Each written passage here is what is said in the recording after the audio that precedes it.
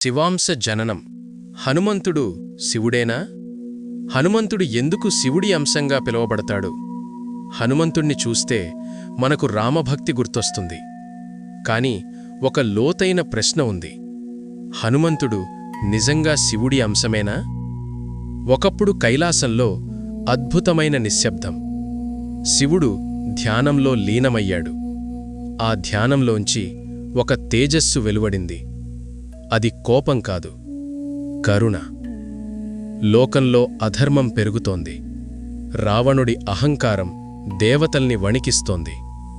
ఆ సమయంలో శివుడు ఒక నిర్ణయం తీసుకున్నాడు.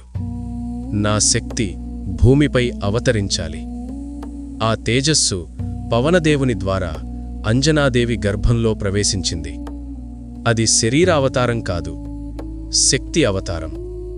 అందుకే హనుమంతుడిలో శివుని లక్షణాలు: వైరాగ్యం, భయం లేని ధైర్యం, నిశ్శబ్దంలో అపార బలం, వినాశనం కాదు, రక్షణ. అందుకే శివుడు దేవుడిగా వస్తే లోకం భయపడేది.